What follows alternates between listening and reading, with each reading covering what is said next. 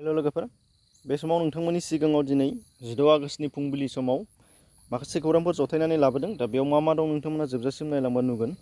फार्स्टआव नुनो मोननाय जागोन उदांस्रिनि सानावबो गाज्रि सुबुङा गाज्रि खाबु लायो होनदों। दा बिदिनो थांनाय उदांस्रि सानाव धुबुरी जिल्ला पुलिसा गंसे कार, गंसे बाइक, सा 7 सुबुं आरो हाथियारफोरजों लोगोसे गोबां बिबांनि ड्राग्स बोखांनो हानाय जादों होनदों, जायखौ धुबुरी पुलिसा गावसोरनि फेसबुक पेजनि गेजेरजों फोसावदों। नोंथांमोनहा सावगारिखौ नुनानै अनुमान खालामनो हागोन। दा बेनिफ्राय नेक्स्टआव नुनो मोननाय जागोन आसामनि कर'नानि आपडेट।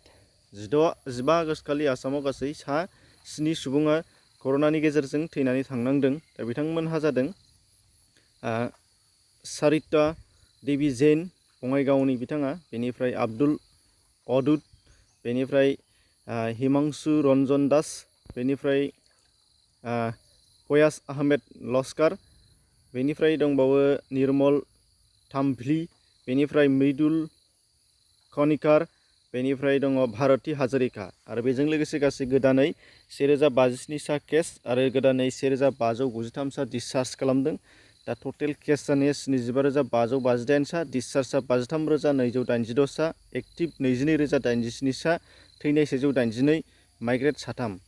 दा बेनिफ्राय नुनो मोननाय जागोन नेक्स्टआव भारतनि उदांस्रि साना UAE हादोर, अदेबानि इउनाइटेड आरब एमिरेट्स हादोरनि बिल्डिं एबा मुलुगनि बयनिख्रुइबो जौसिन बिल्डिं बुर्ज खलीफा आवसोरांनि गेजेरजों भारतनि फिरफिला जोंहोनानै मान होजादों होनदों, जायखौ थोजासे बिबांनि ससियेल मिडियायाव गोबां भाइरेल जानायखौ नुनो मोननाय जादों। नोंथांमोना नुनो हागोन आरो बिनि भिडिअखौ नायनो लुबैदोंबा डिसक्रिपसनाव लिंक दं, बाहाय थांनानै नोंथांमोना नायनो हानाय जागोन।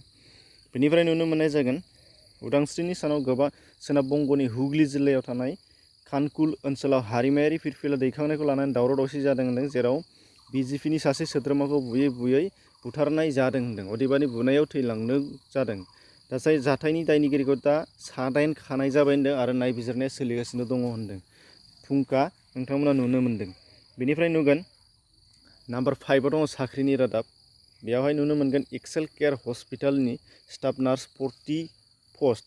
बाहाय दङ लास्ट डेटआ 15 सेप्तेम्बर, इडुकेसनेल क्वालिफिकेसना GNM लानाय नङाबा BSc नार्सिं नङाबा MSc नार्सिं आरो बेजों लोगोसे 2 इयार्स एक्सपिरियेन्स बिनाय जादों।